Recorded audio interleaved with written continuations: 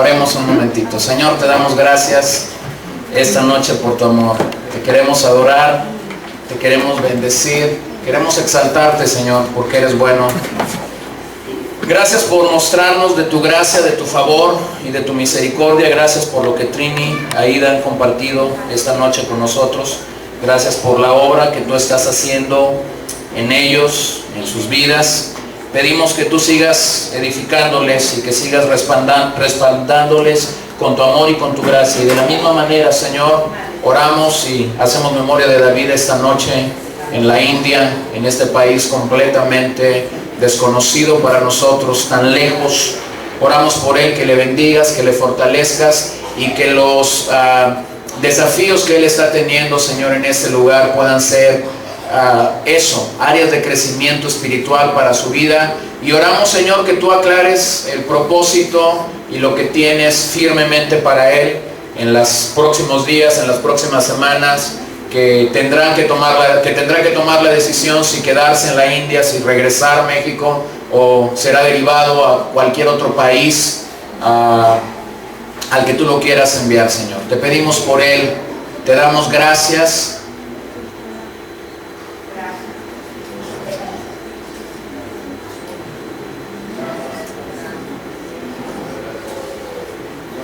Te damos gracias por su vida, Señor.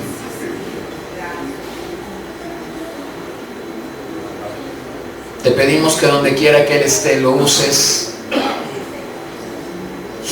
y que nosotros podamos gozarnos como congregación, como rebaño, de lo que tú estás haciendo en la vida de él, Señor. Gracias porque fue en tu tiempo, en el momento indicado, que tú diste rumbo y dirección para que él saliera de entre nosotros y pudiera tomar este desafío, Señor, de ir a la India. Te lo presentamos en el nombre de Jesús, Señor, y te damos gracias. Amén. Bueno, el día de ayer compartí en la noche o por la noche acerca del arrebatamiento. Estamos en el mismo libro de Tesalonicenses, predicando, y quise separar estos dos temas para estas noches. Y hablamos acerca del arrebatamiento y dijimos básicamente que el mensaje que Pablo estaba comunicando a los hermanos allí en Tesalónica era un mensaje para causar aliento y para causar ánimo. En ningún momento es que Pablo quería que estos hermanos llegaran a ser expertos en escatología. No estaba buscando que llegaran a ser gente que dominara estos temas, que especularan con estos temas. Pero lo que él estaba buscando básicamente es que ellos tuvieran el aliento correcto para saber que el rey viene, y que el rey viene por su iglesia, y que el rey viene a llamar a los suyos. Y esta noche quisiera que volviéramos de nuevo al tema, el mensaje que tiene que ver con su regreso por los suyos. Debe motivarnos a no ser perezosos, sino diligentes en nuestro andar con Cristo.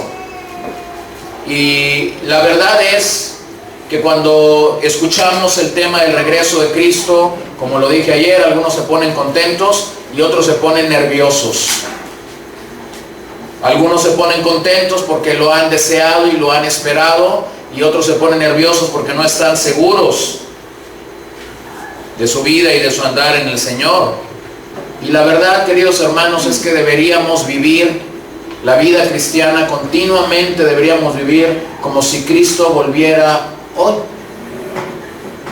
La Biblia es clara cuando dice que nadie sabe ni el día ni la hora en el que este evento sucederá, pero nosotros haríamos bien en vivir como si Él regresara este mismo día. En primera de Juan capítulo 2 y verso 28, leemos ahí una palabra clara de Juan. Ayúdame, por favor. Y ahora, hijitos, permaneced en Él, para que cuando se manifieste tengamos, ¿qué tengamos? Confianza, para que en su venida no nos alejemos de Él avergonzados. Para que tengamos, dígalo conmigo, confianza y no seamos avergonzados en este regreso, no nos alejemos de Él avergonzados. Para nosotros como creyentes, para nosotros como cristianos, cuando el ocaso de nuestra estadía en esta tierra llegue, será verdaderamente el amanecer en una nueva patria celestial, en una mejor, mucha mejor lugar donde está. He dicho el día de ayer que en el arrebatamiento Jesús viene en las nubes por su iglesia, y es su iglesia yendo a las nubes con Jesús. Pero en la segunda parte de estos acontecimientos que habrán de suceder, y a saber lo que el Nuevo Testamento nos presenta como la segunda venida, esta venida en particular de Jesús es una venida en juicio. Es una venida en juicio. La iglesia va en el arrebatamiento con Jesús a las nubes, está con Él, pero Él regresará a la tierra, y cuando regrese a la tierra, literalmente establecerá su reino en esta tierra, literalmente pisará esta tierra. Y esta venida del Señor no será una venida como en el arrebatamiento, será una venida para juzgar a toda nación, y la Biblia da testimonio que será un juicio catastrófico sobre los pecadores, sobre aquellos que no se han arrepentido. La ira venidera de Dios se desatará completa y totalmente.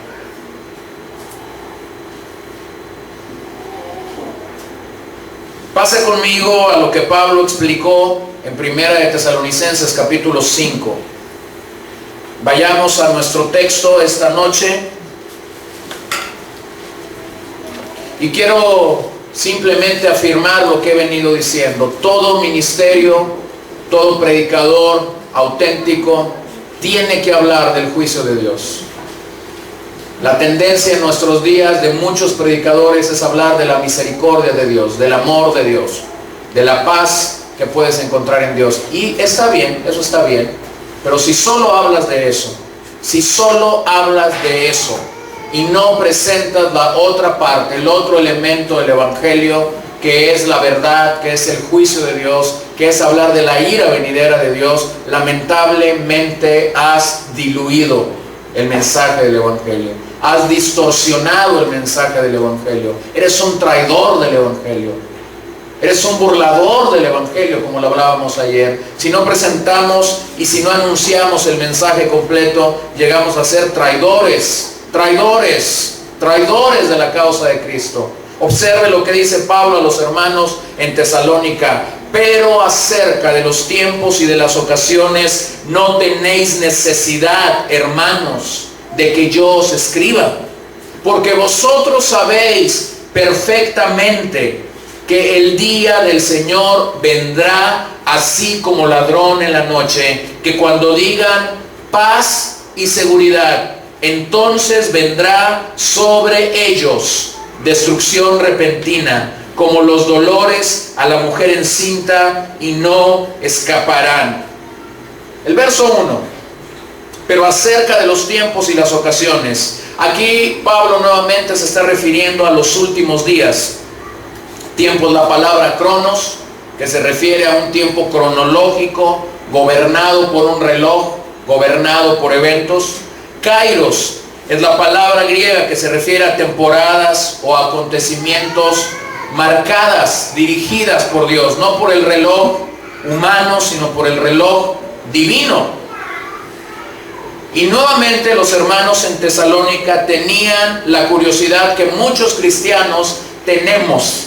¿Cuándo sucederá esto? ¿Cuándo sucederá esto? ¿Cuándo sucederá esto? Tengo 40 años en el Evangelio, tengo 50 años en el Evangelio, tengo 70 años en el Evangelio, y desde que llegué a la iglesia me han dicho que el Señor regresará. ¿Cuándo sucederá esto? Hermano, no nos toca a nosotros saber el cuándo. Lo que sí nos toca a nosotros es estar preparados para cuando ese cuándo se presente a nuestras vidas. Sea que vivamos, sea que muramos, seremos arrebatados. Lo explicaba ayer.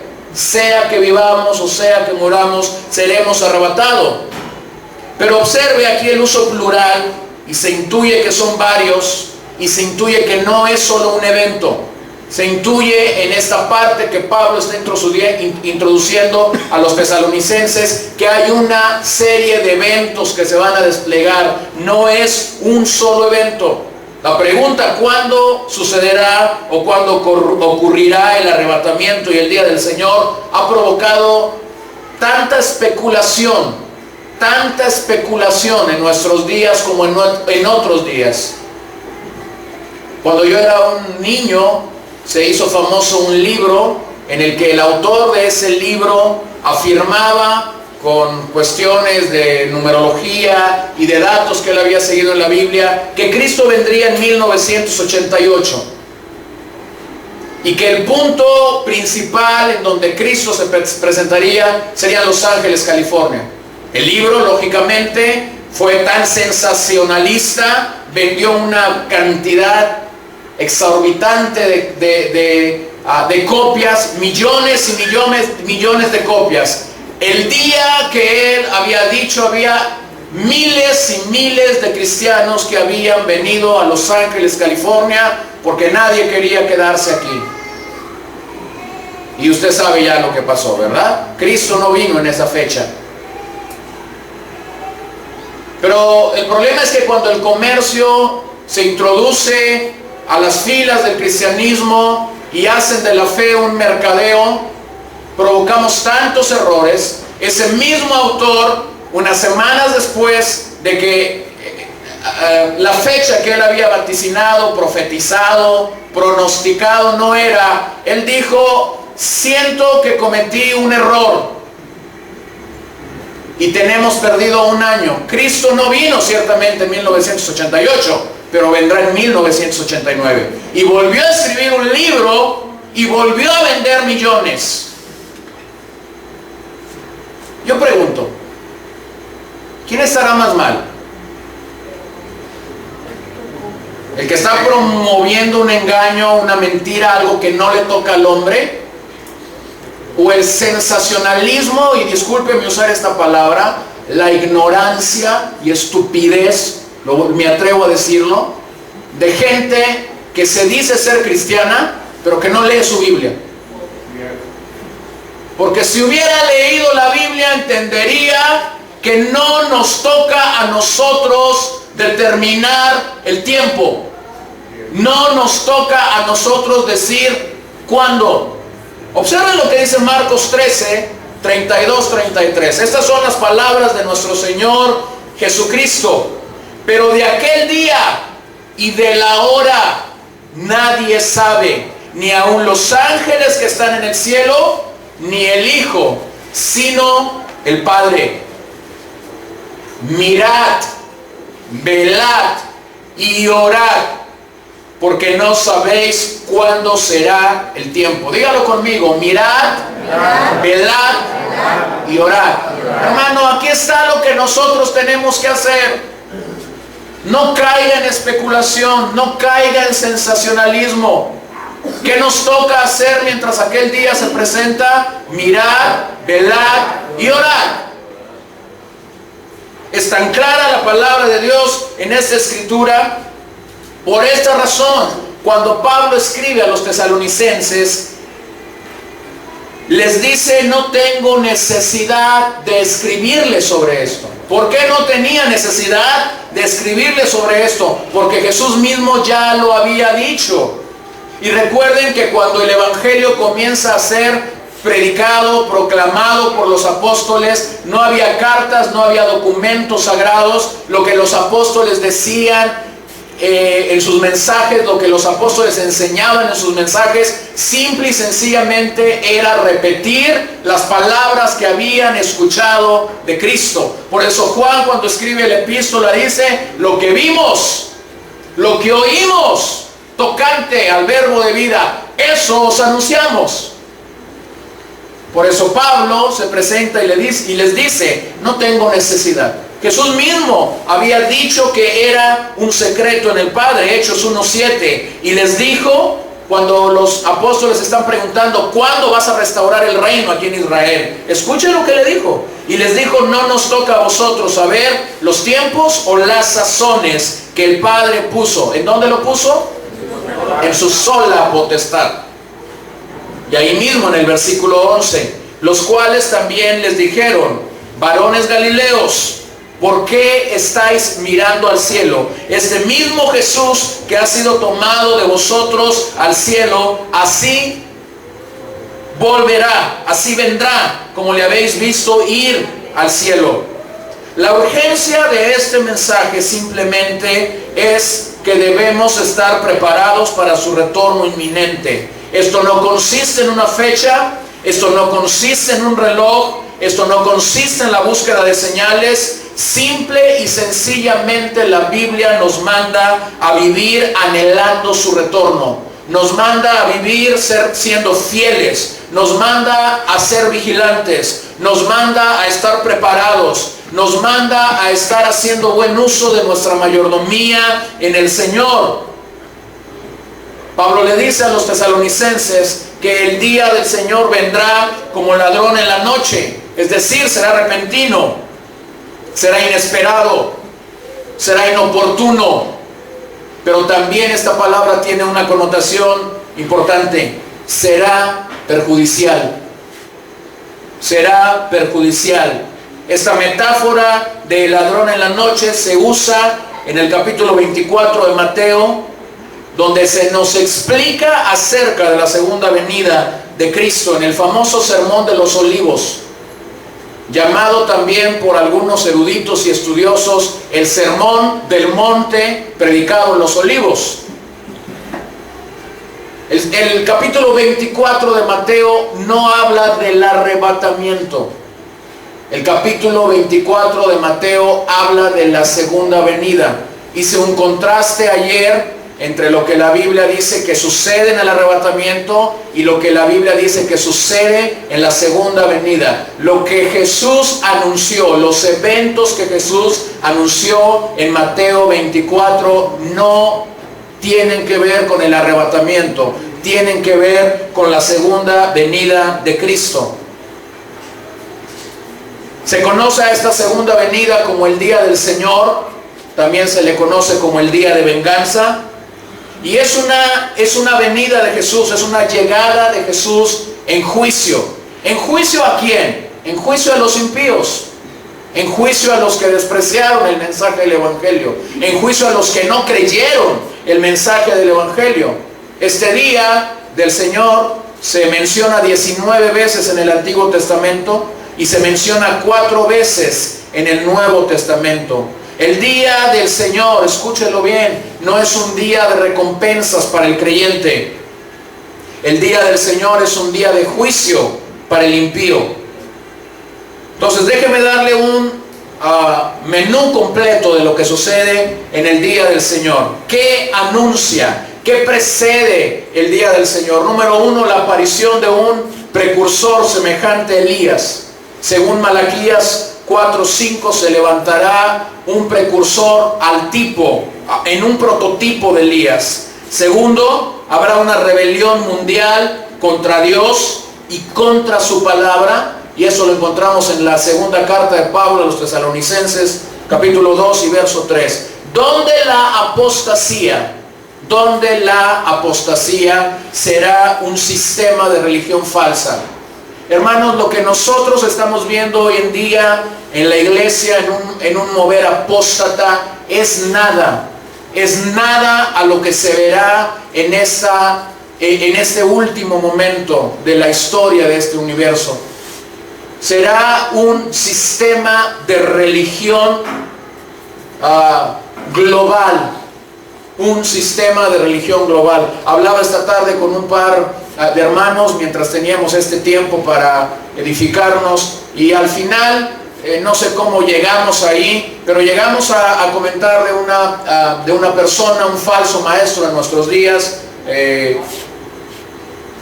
que se hace llamar apóstol, que se hace llamar maestro, que se hace llamar pastor, que le entró la locura de escribir su propia Biblia o de traducir una propia Biblia, tiene una iglesia muy grande en Hermosillo que se llama Redimidos, y hemos señalado en los últimos años muchas de sus herejías. Quizás la principal es que ellos han creído y han predicado que el Espíritu Santo es una mujer.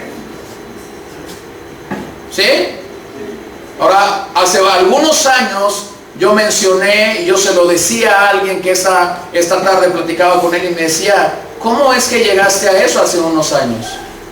Una de las enseñanzas más fuertes que él ha promovido en los últimos años es que si somos hijos de Dios, entonces somos dioses pequeños. Recién el día de ayer, mientras estábamos aquí en el hotel, leía una noticia acerca de que el hombre ha ido a otro nivel. El hombre dice autonombrarse Dios mismo.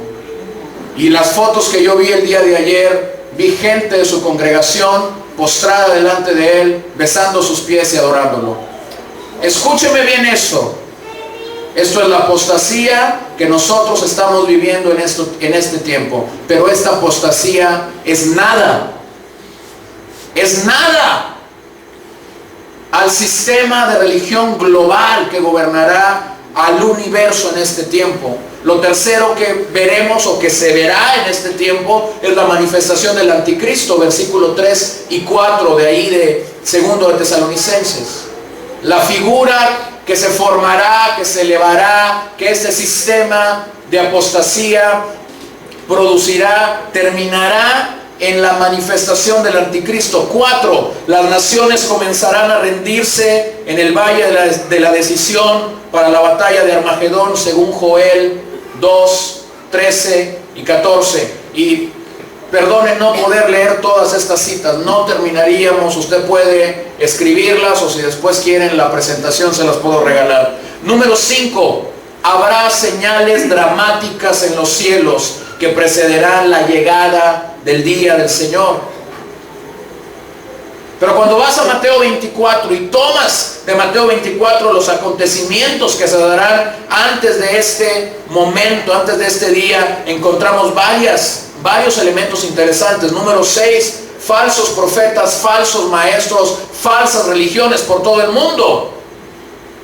En este sentido es que el anticristo será un personaje lleno de carisma, lleno de encanto, lleno de persuasión, lleno de brillantez, lleno de autoridad, pero también lleno de impiedad consumida. Él prometerá un pacto, un tiempo de paz para la nación judía, unificará al mundo bajo su liderazgo, hablará de una paz y prosperidad global que será corta, según lo que la Biblia nos dice. Promulgará o llevará a cabo este pacto de 7 años con Israel, prometiendo la paz que ellos no han tenido. Pero a la mitad de este famoso pacto, a los 3 años y medio, el anticristo se revelará como realmente es, detendrá la religión de Israel, profanará el tiempo y exigirá una adoración global. ¿De dónde es que va a proclamar una adoración global? Del sistema apóstata que se haya venido formando. Mateo 24:5 nos habla de todo esto. 7, la paz falsa del anticristo no durará. El famoso pacto que él presentará no durará, según el versículo 6 y 7 de Mateo 24. Inmediatamente después se nos habla de guerras y desastres naturales en Mateo 24:7. Lo que la tierra experimentará será guerras por doquier, desastres naturales por doquier. Número 9, el martirio de muchos creyentes en la tribulación, según Mateo 24:9. Y eso es lo que pone a temblar a mucha gente. ¿Cómo es que va a haber mártires de la fe en la gran tribulación, si el día de ayer cuando predicamos del arrebatamiento dijimos que ya nos fuimos en las nubes? ¿Se había puesto a pensar en eso? Y eso causa gran confusión. Y por eso es que muchos estudiosos han tomado el arrebatamiento y el día del Señor como un mismo evento. Ahora permítame simple y sencillamente presentarle un esquema claro de lo que Apocalipsis dice que pasará. El martirio de muchos creyentes en la tribulación, según Mateo 24:9, se nos presenta de tal forma que vemos que estos mártires están aquí en la tierra. La pregunta es, ¿cómo llegaron a ser creyentes si ya todos los creyentes fueron arrebatados y se fueron? Apunte esto. La Biblia en Apocalipsis capítulo 11, 2 y 6 nos habla que habrá dos testigos del Señor en medio de la gran tribulación. En medio de la gran tribulación, escúchelo bien, la misericordia de Dios una vez más enviará a dos testigos que predicarán la salvación. Según Apocalipsis 11, versículo 2 y 6, habrá dos testigos sobre la tierra que predicarán el arrepentimiento y la salvación por medio de la sangre de Jesucristo. ¿Quiénes son estos dos testigos? Ese es el problema nuevamente donde se especula. Y algunos le apuestan a unos, y otros le apuestan a otros, y otros le apuestan a otros. Y cuando llegamos a toda la especulación, los nombres que salen más votados, los nombres que salen más dichos ahí, son Moisés y Elías. Yo no estoy aquí para decirte o para afirmarte que son Moisés y Elías, pero sí estoy aquí para afirmarte lo que Apocalipsis me permite afirmar. Habrá dos testigos que en medio de la gran tribulación predicarán el mensaje del Evangelio de Dios. Apocalipsis 7 habla de 144,000 judíos que estarán evangelizando el mundo.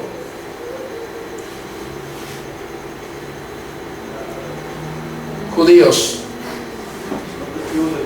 no testigos de Jehová, judíos, gente que cuando se vea que se quedó, tendrán una revelación clara del desprecio que habían tenido por el Mesías.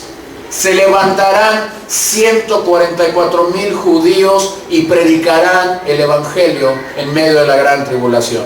Y también Apocalipsis 14:6 nos habla de un ángel que se nos da la descripción clara y precisa: predicará el Evangelio eterno.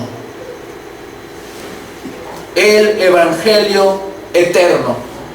Esta es la razón por la que Mateo 24 nos dice, como décima punto aquí, que el mensaje, o que se predicará el Evangelio en todo ¿qué?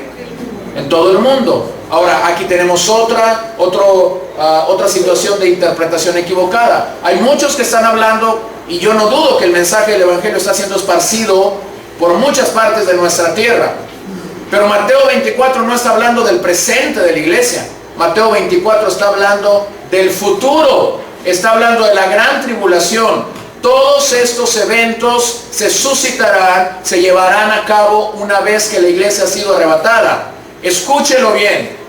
El Evangelio será dispersado por todo el mundo, porque habrá dos testigos enviados por Dios para predicar el Evangelio.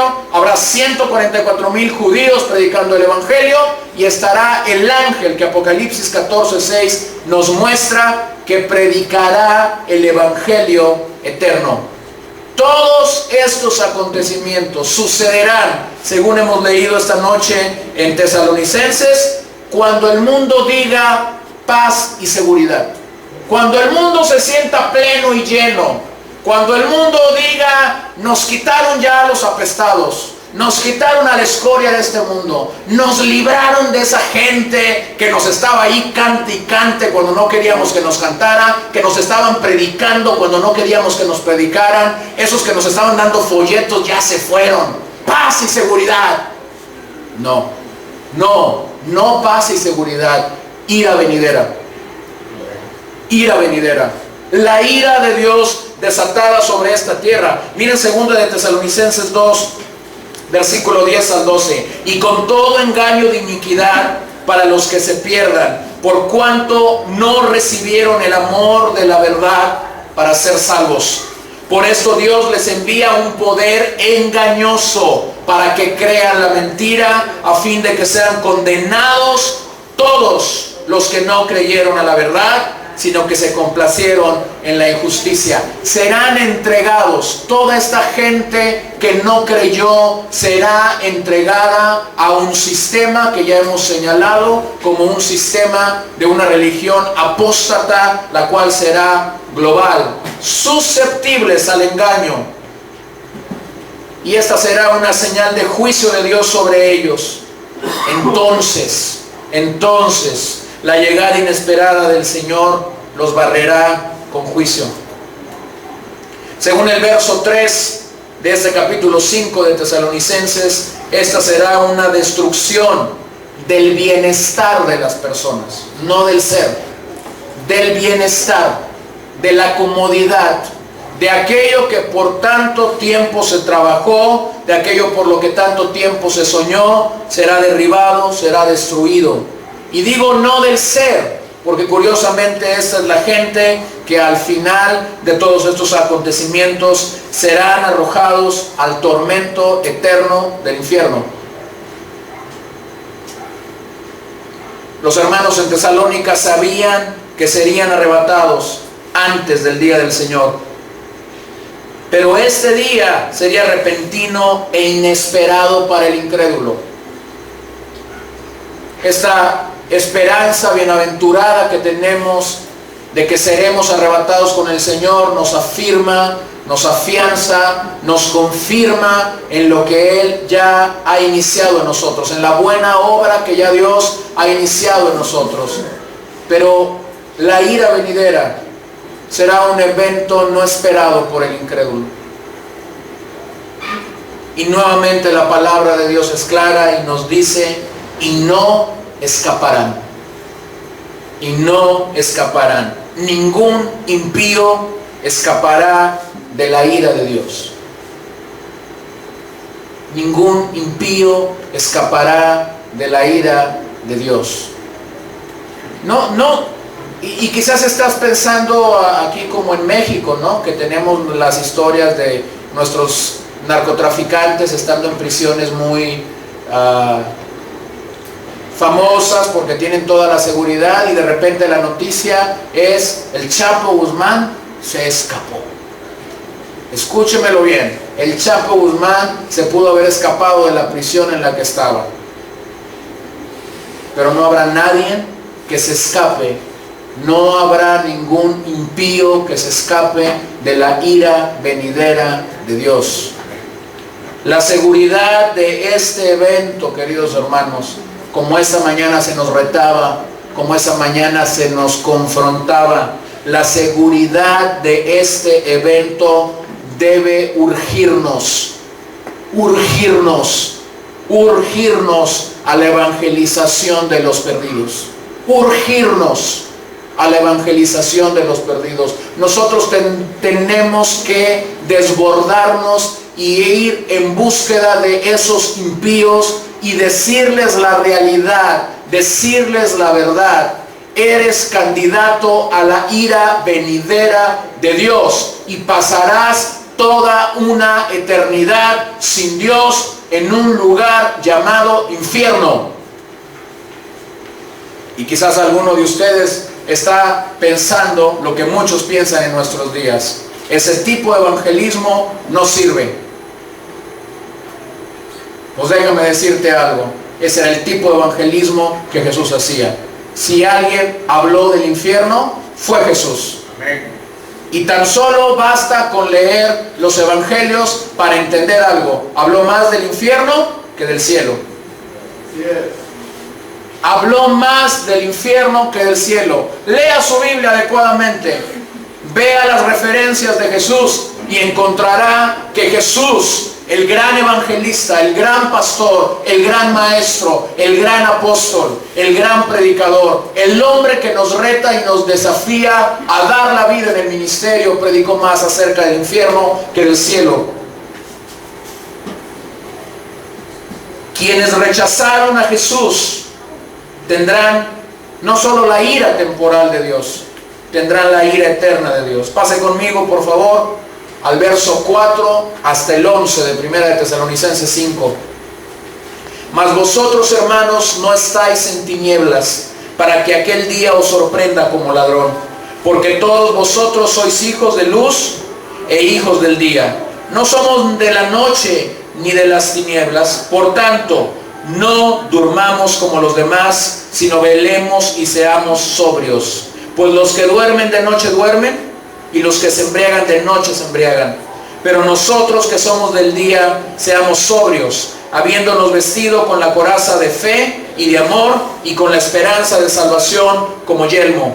Porque no nos ha puesto Dios para ira, sino para alcanzar salvación por medio de nuestro Señor Jesucristo, quien murió por nosotros, para que ya sea que velemos o que durmamos, vivamos juntamente con Él. Por lo cual, dígalo conmigo, animaos unos a otros y edificaos unos a otros, así como lo hacéis. ¿Se acuerdan cómo terminó Pablo, y leyéndolo ayer, hablando del arrebatamiento?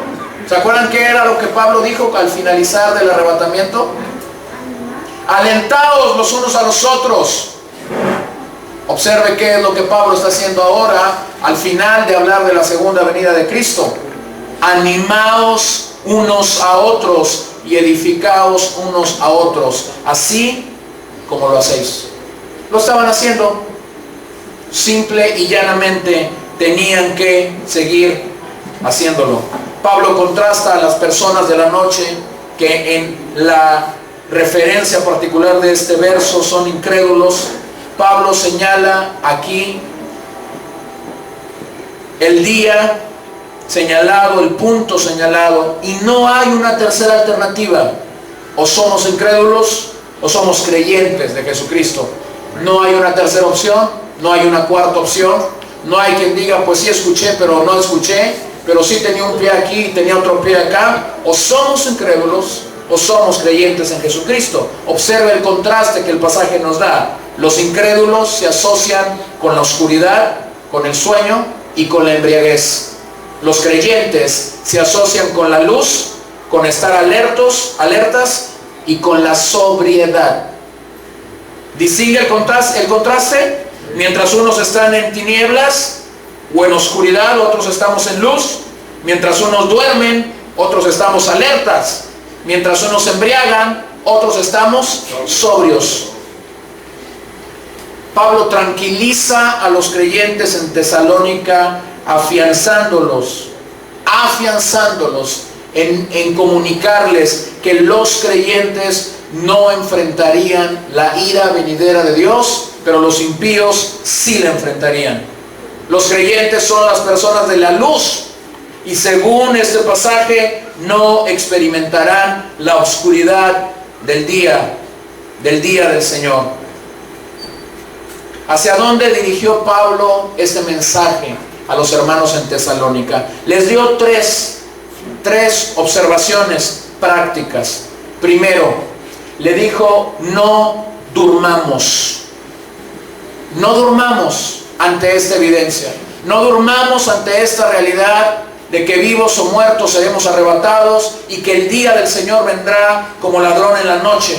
La palabra griega para dormir es kateudo. No se refiere a morir. En este particular no está hablando de morir, como ayer cuando Pablo decía algunos que han dormido, y dijimos que ahí la palabra era muerto. En este particular, la palabra dormir no se refiere a la muerte, sino a estar dormidos en la indiferencia espiritual, viviendo como si no hubiera un juicio final. Y esta es la realidad de los incrédulos. Los incrédulos no están conscientes de su verdadera condición de somnolencia en lo espiritual. Pablo lo señala cuando escribe la carta a los Efesios y dice que están muertos en sus pecados y en sus delitos. Es decir, pecan y vuelven a pecar, y ellos no sienten nada. Están muertos, están somnolientos de su condición espiritual. Están en un estupor de embriaguez. en un estado de inconsciencia ante el pecado. Y Pablo simplemente le viene y le dice aquí a los hermanos en Tesalónica: nosotros no somos como los impíos, es decir, no estamos dormidos. No estamos dormidos ante el pecado, no estamos dormidos ante la evidencia de la ira venidera de Dios. Entendemos.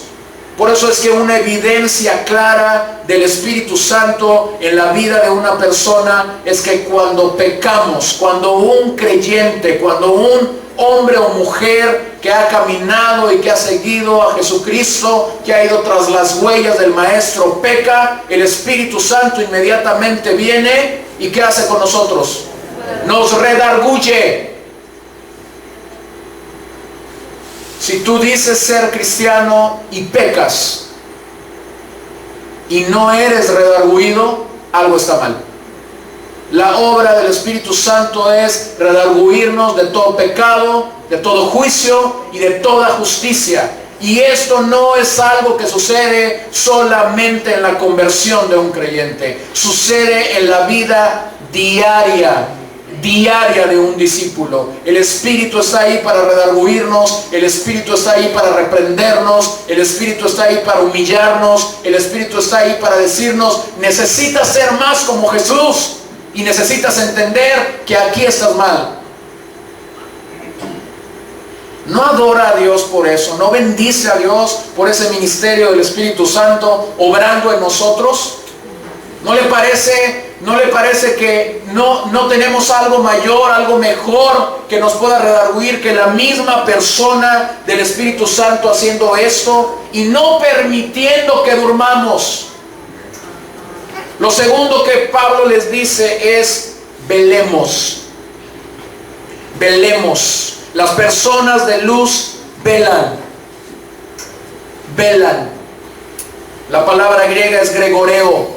Es estar despierto o vigilante. Estar despierto o vigilante. El creyente, cuando vela y cuando está despierto, puede entender los acontecimientos espirituales. Puede entender de qué manera y de qué forma los acontecimientos espirituales comenzarán a desplegarse. Pero no solamente hablando del futuro. Cuando nosotros como creyentes velamos en el Señor, estamos vigilantes de lo que el pecado puede hacer en nuestras vidas, de lo que el pecado está haciendo en la vida de otras personas. Tenemos esta actitud de velar, de estar orando, de estar suplicando la misericordia de Dios por alguien más. Entendemos lo espiritual que está pasando. Entendemos lo espiritual que está pasando. Discernimos. Lo tercero que Pablo les dice es: seamos sobrios. Aquí la expresión sobrio es estar libre de la influencia de bebidas alcohólicas. Una persona sobria exhibe dominio propio, lleva una vida seria y equilibrada, calmada, y tiene prioridades apropiadas. Estar sobrio y estar velando son esencialmente sinónimos. Nos habla de la misma idea de poder velar, de poder estar sobrio, de poder estar atento a los acontecimientos del Señor. Todo esto presenta un cuadro claro. Pablo presenta a esta persona, a este creyente, al que le está diciendo lo que pasará en el día del Señor, lo presenta como un soldado en su deber. Pero cuando Pablo arma a este soldado en su deber, cuando Pablo pone la armadura o revela los elementos que este soldado tiene, escuche qué es lo que dice: coraza de fe y el yelmo de la esperanza de la salvación. Ese es el equipo con el que Pablo está diciendo que el creyente verdadero está dotado contra las acechanzas del enemigo. Tres palabras que una y otra vez son usadas por Pablo: fe, amor y esperanza. Fe, amor y esperanza. Una y otra vez el apóstol Pablo usa esta triada en el Nuevo Testamento, en sus escritos, en las cartas que él escribía. Una y otra vez animaba a los hermanos en diferentes congregaciones: vístanse de fe, vístanse de amor, vístanse de esperanza. En ese magnífico pasaje que se nos habla del amor en 1 Corintios 13, y donde se nos presenta la dicha del amor, Pablo está diciendo aquí, hablando de esta triada, hablando de la fe, hablando de la esperanza, hablando del amor. Hermanos, nosotros tenemos que vestirnos de fe, de esperanza y de amor.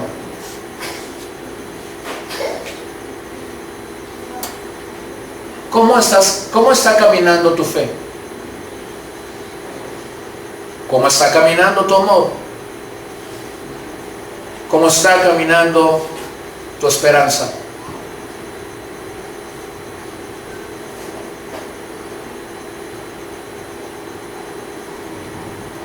Cuando veníamos acá hace 2 o 3 días, mi carro comenzó a fallar.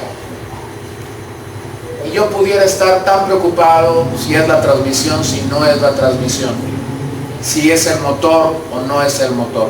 Pero eso no es lo más importante para mí en este momento.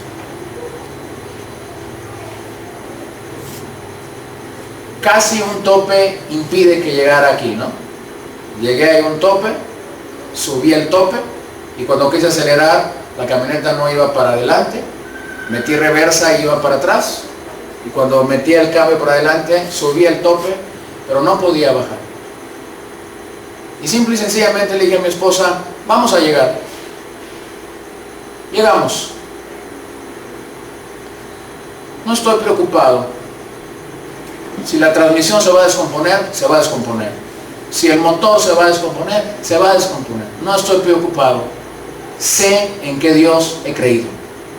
Mi fe está en Dios. Mi fe no está en un carro. ¿Cómo llegaste tú aquí? ¿Cómo llegaste? Y no me refiero a tu vehículo. No me refiero si tomaste un camión. No me refiero si viniste en un modelo reciente o en un modelo no reciente. No, no. ¿Cómo llegaste en tu fe a este lugar? ¿Cómo llegaste en tu fe? Vístete de amor. Vístete de esperanza. Hermanos, aquí está una triada en la que continuamente tenemos que pensar y continuamente tenemos que revisarnos, porque si vamos a velar, si vamos a estar sobrios, si vamos a tener una expresión, una idea de tener vigilancia en nuestros corazones, tenemos que estar revisando continuamente estas 3 cosas. No lo olvide. No lo olvide. A veces parece una idea romántica en la pluma del apóstol Pablo decir: vivimos por fe. Hermano, esa no es una idea romántica en la vida del apóstol Pablo. Esa es la realidad de todo hombre o mujer que se dispone a seguir las huellas del Maestro. Esa es la realidad de un hombre, esa es la realidad de una mujer de fe, esa es la realidad de un joven de fe. Saber que vamos detrás del Maestro. Dios juzgará a los pecadores y los enviará al infierno, mientras que a los creyentes nos ha dado la verdad y la verdadera promesa de que Dios no nos ha puesto para ira. Los creyentes viviremos por la eternidad con Jesús. Así como Pablo terminó dando aliento y explicando el arrebatamiento, Pablo exhorta de nuevo a los tesalonicenses a que se exhortaran y se animaran unos con otros.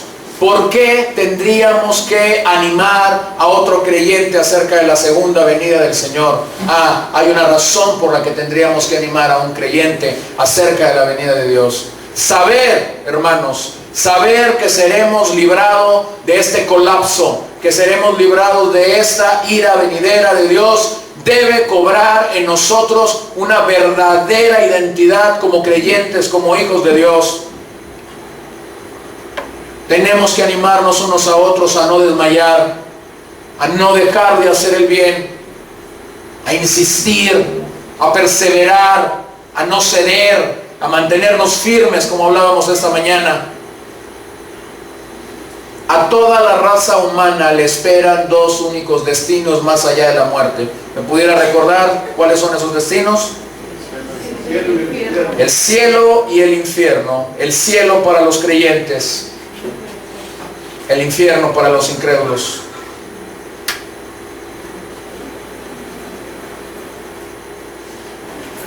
Y si tú estás aquí, eres un incrédulo, este es un buen día para que te arrepientas, para que doblegues tu corazón, para que doblegues tu espíritu, para que doblegues tu alma delante del Maestro y le digas simple y sencillamente: quiero conocerte. Escúcheme bien esto: la gloria del Evangelio no es que vayamos al cielo. La gloria del Evangelio no es que vayamos al cielo. La gloria del Evangelio es que conozcas a Dios, que conozcas el amor de un Padre que se despojó de su único Hijo para venir a esta tierra y morir por ti y por mí, vil pecadores. No es el cielo como muchas veces se nos presenta, es conocerle a Él, es amarle a Él. Y mientras más le conocemos y mientras más le amamos, más desearemos estar con Él por toda una eternidad. Cantábamos un himno el día de ayer y lo cantamos 2 veces. Y ese himno decía: el Rey ya viene.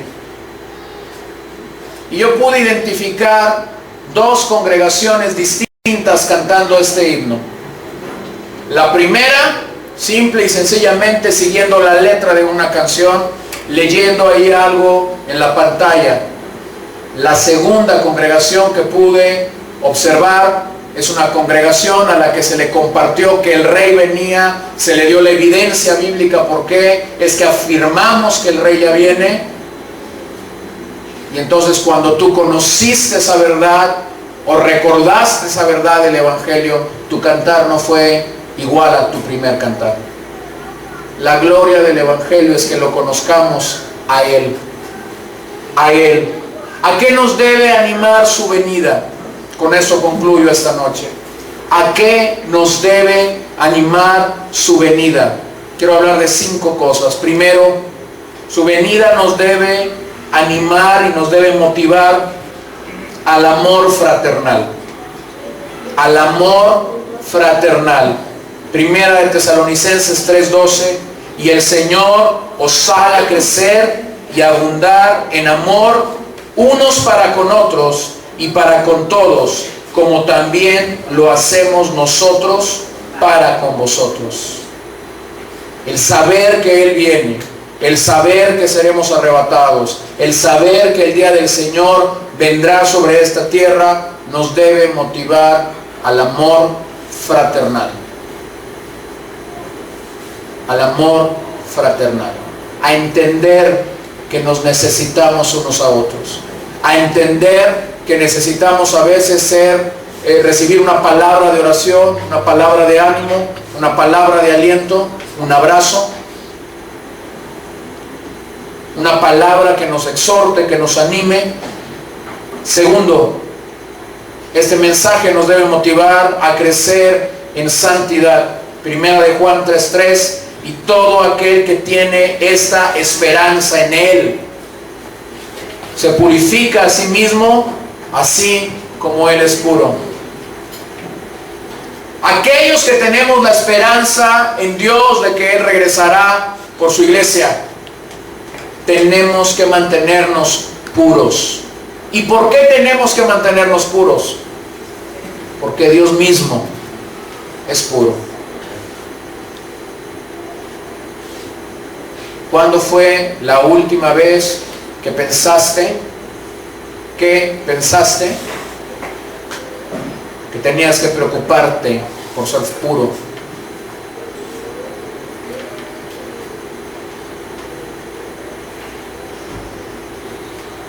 Hace unos minutos antes de esta reunión entré a mi habitación y estaba bañándome. Y mi hija me hizo un comentario, de esos comentarios que a veces los papás no quisiéramos que nuestras hijas nos hicieran. Pero ella estaba escuchando la regadera y me dice, ¿te estás bañando, papá? Yo le digo, sí, me estoy bañando. Qué bueno. Qué bueno que te estás bañando, porque has sudado mucho. Y cuando sudas mucho, no hueles muy bien.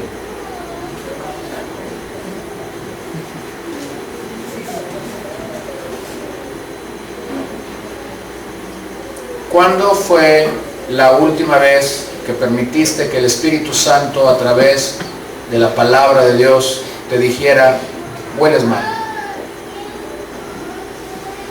Tus vestiduras están sucias, tu boca está contaminada, tus pensamientos están llenos de estiércol, de basura.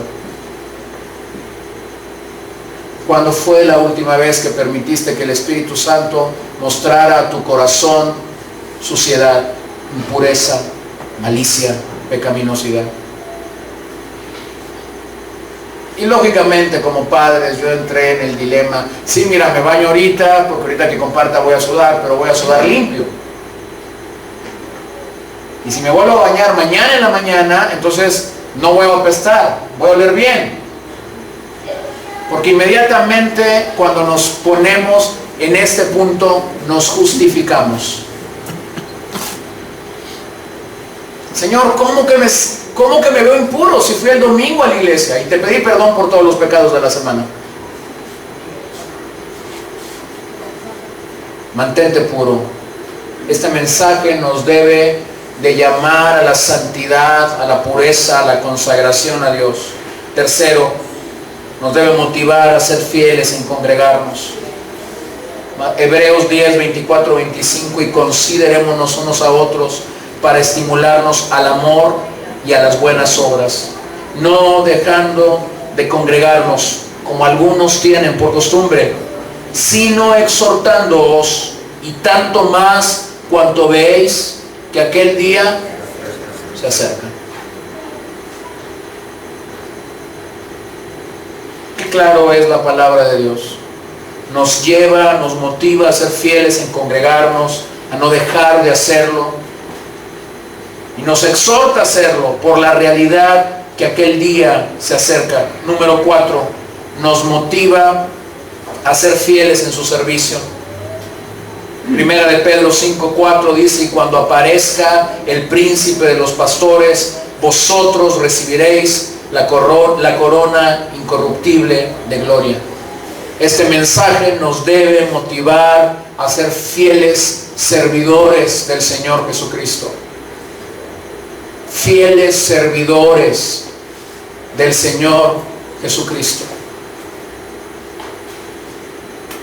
Una pregunta latente en nuestras vidas, si verdaderamente estamos caminando y creciendo en el Señor, es que continuamente tenemos que ser como ese mesero que está a la disposición de la mesa diciendo, ¿en qué puedo servirte?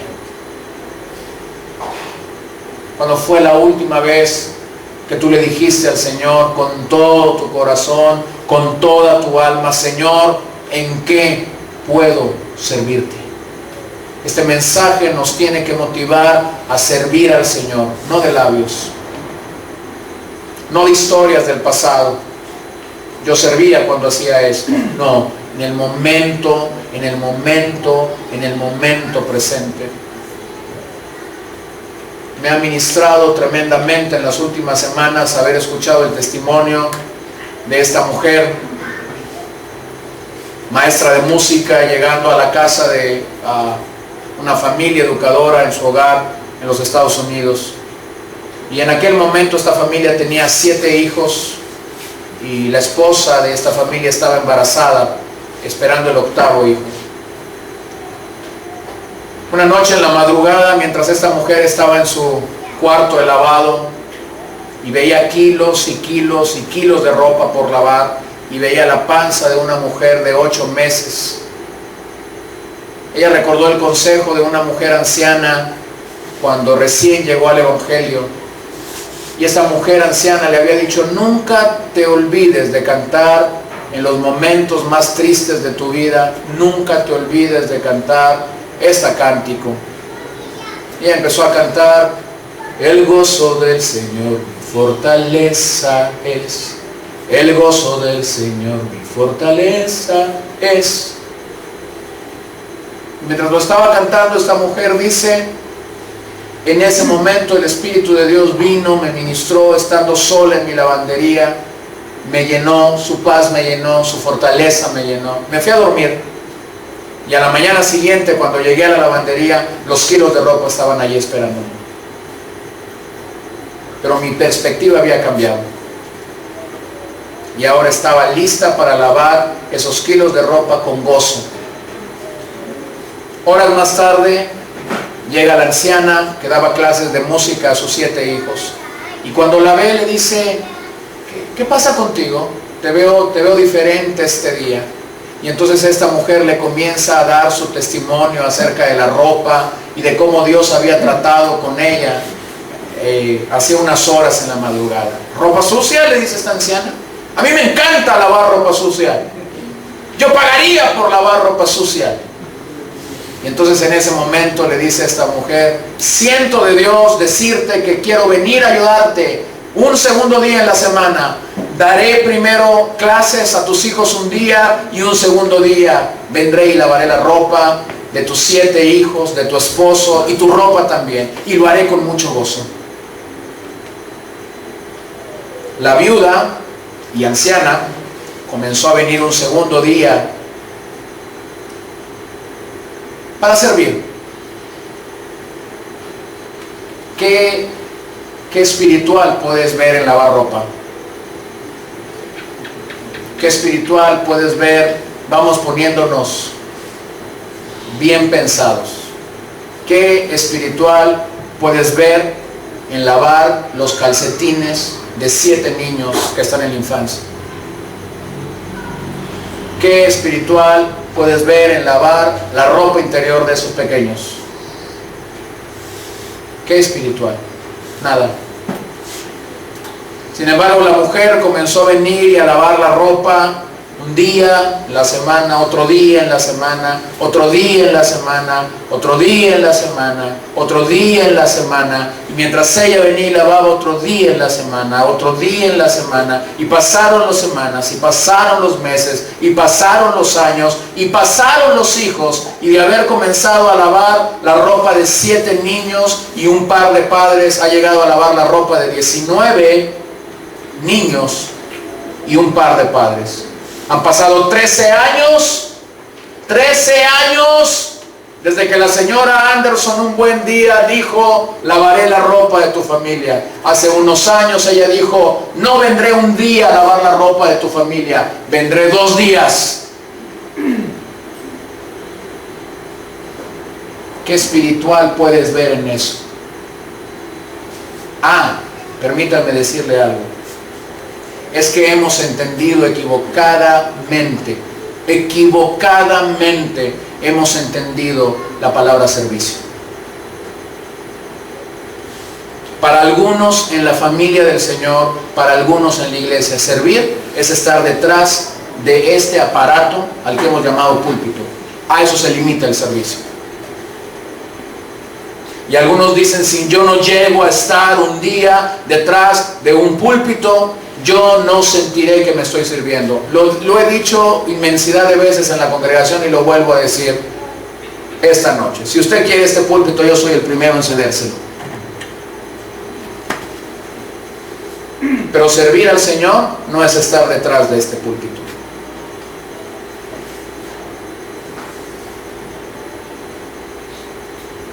Nos motiva a ser fieles en su servicio. Número 5.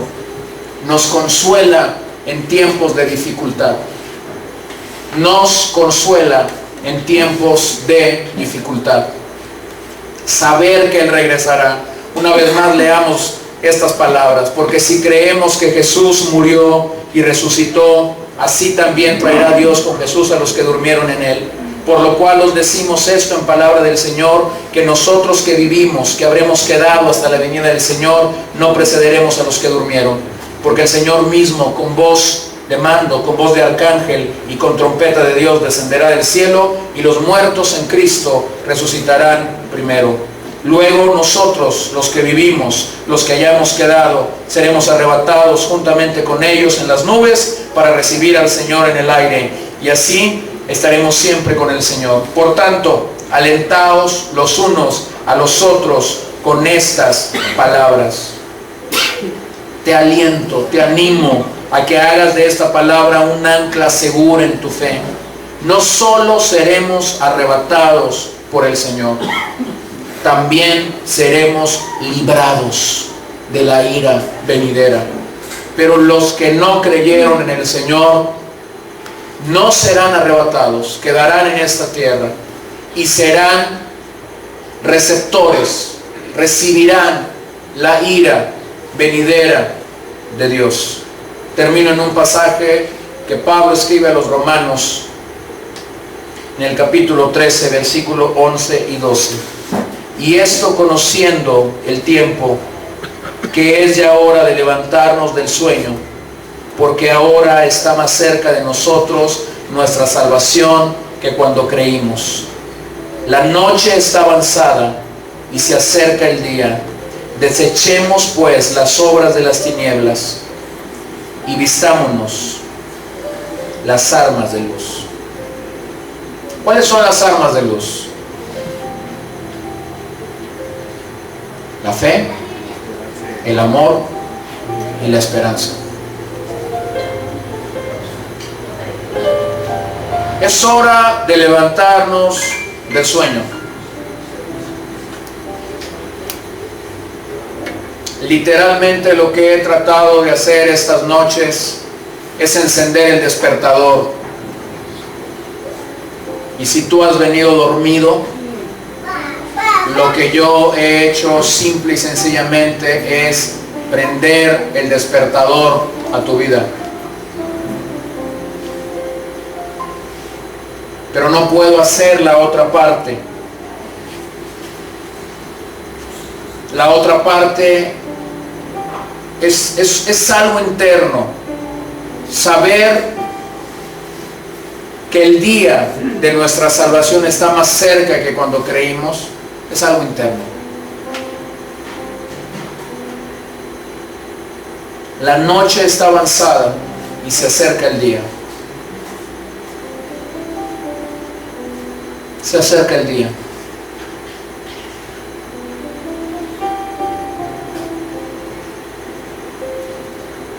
Y cuando ese día llegue y seamos arrebatados, tal como leíamos en estos últimos versos de Tesalonicenses, no habrá excusas. Algunos llorarán diciendo: Señor, pero es que yo creí. Es que yo creí que sí me iba a ir. Y el mandamiento es tan claro: no duermas, vela, sé sobrio. Vuelvo a insistir, seguir esas pisadas. Pareciera ser que las instrucciones son tan claras y tan precisas. Aquella palabra lejana que el profeta dio: aquel que anda en camino de santidad, por torpe que sea, por torpe que sea.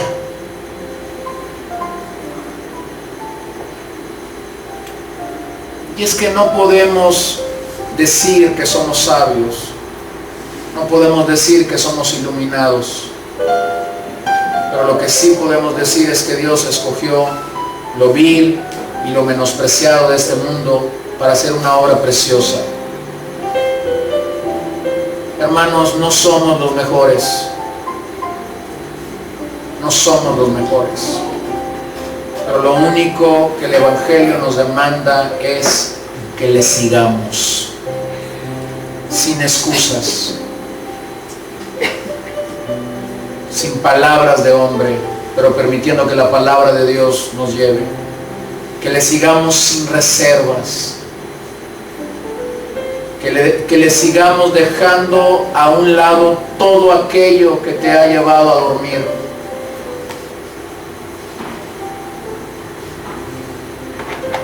Me atrevo a pensar que muchos de nosotros hemos dormido por cosas que no eran tan importantes, por sentimientos, por problemas que nunca resolviste, por situaciones que nunca aclaraste, de las cuales el enemigo se ha valido para estancarte espiritualmente. No duermas, no duermas como los del mundo. Despierta, despierta, despierta. La hora cada día está más cerca. Y tú puedes bendecir a tu familia y tú puedes bendecir a otros cuando asumes la posición real a la que este mensaje nos lleva.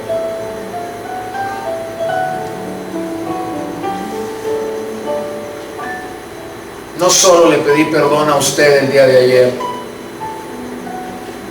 Unos minutos más tarde entré a mi habitación y le pedí perdón a mi hija. Y simple y sencillamente le dije a mi hija: perdóname por no comunicarte con urgencia el retorno, la venida de Jesucristo. Y su madre lo había hecho lo propio y yo lo hice. Porque entendemos, hermanos, que el Evangelio tiene que transformarnos y tiene que humillarnos y tiene que llevarnos a una realidad. Practica la fe, practica el amor, practica la esperanza. Póngase de pie, por favor, esta noche.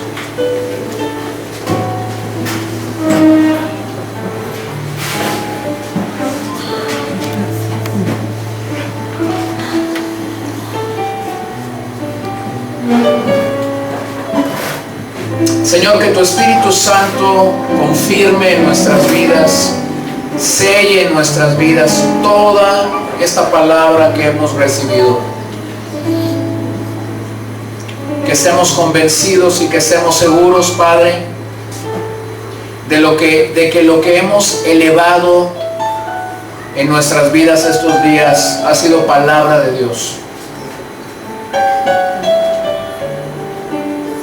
Convéncenos, cautívanos, redargúyenos, haznos volver a ti.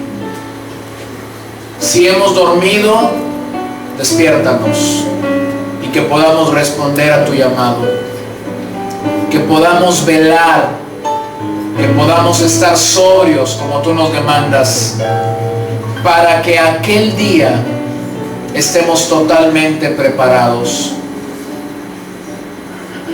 Vivos o muertos, seamos arrebatados por ti y vayamos contigo a las nubes.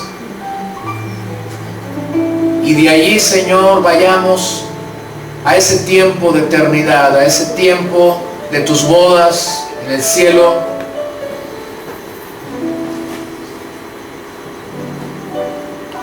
Pero también este mensaje nos hace pensar en los que no te conocen aún.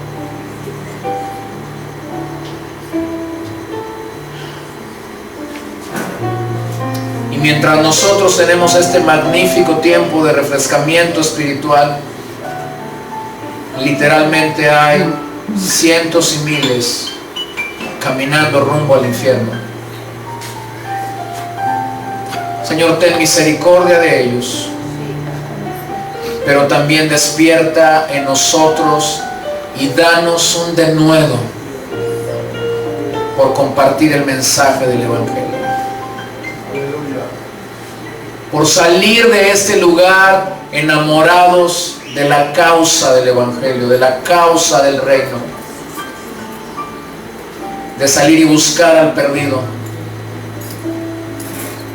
de encontrarlo con tu mensaje y con la realidad y la urgencia que este mensaje comunica.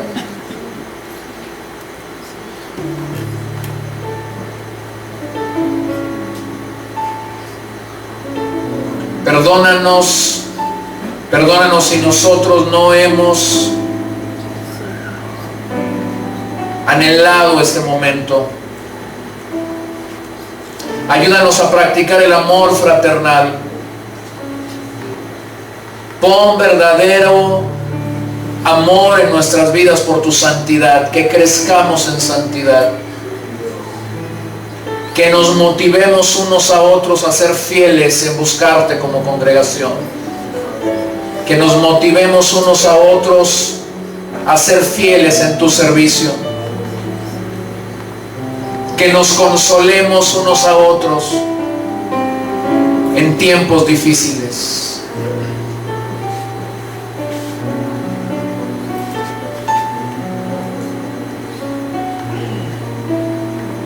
Te damos gracias, Señor. Busca una vez más a 2 o 3 personas. Aliéntelo, anímelo, fortalézcalo en la fe. Salga un momento de su lugar. Creo que hay muchas cosas por las cuales podemos alentarnos, edificarnos unos a otros, fortalecernos unos a otros en la realidad, en el retorno de Jesucristo, en saber que no recibiremos su ira venidera si le amamos, si le buscamos, porque es una promesa clara de Dios para nosotros. Anime a alguien, aliente a alguien, aliente a alguien. Padre, pedimos en esta hora que tengas a bien darnos ese sentido de alerta, tengas a bien darnos este sentido de una realidad imperante en nuestras vidas, de buscarte, de buscar tu santidad, de buscar tu amor, de buscar tu gracia, de buscar día a día ser un imitador tuyo, de buscar día a día amarte, conocerte, llenarnos más y más de ti. Te damos gracias, Señor.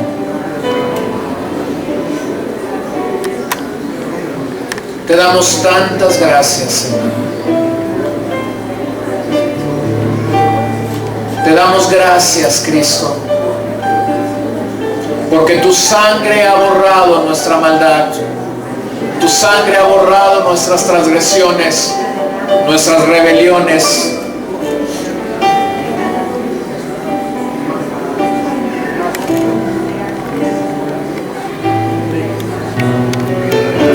Gracias, Cristo.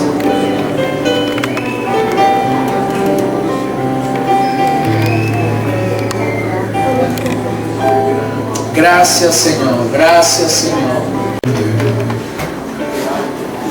Sé que llegó a sufrir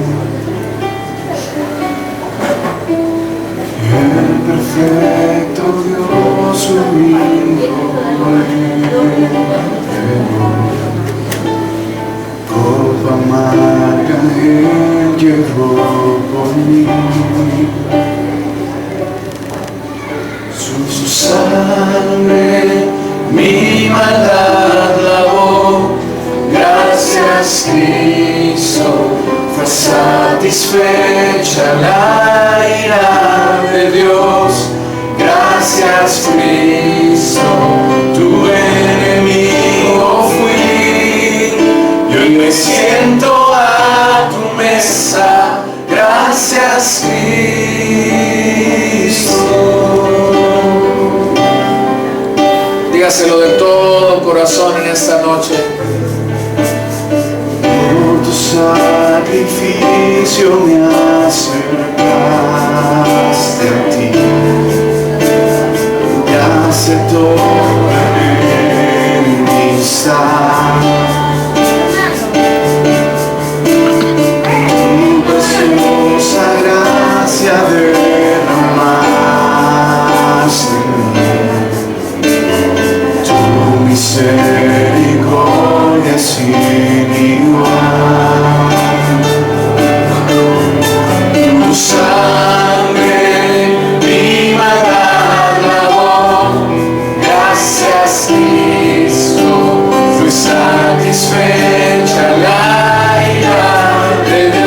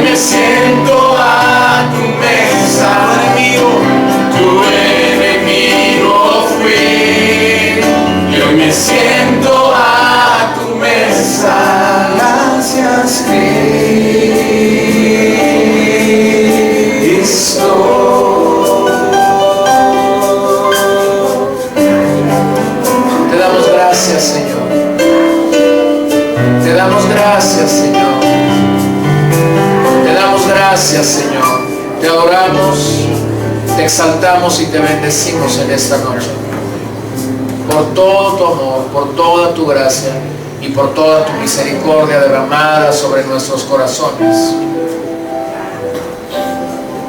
Nos humillamos delante de ti y te damos gracias, Señor, por este tiempo que nos has regalado esta noche y por todo tu amor y por toda tu fidelidad hacia nuestras vidas. Te honramos, te exaltamos en el nombre de Jesús y te bendecimos en este momento.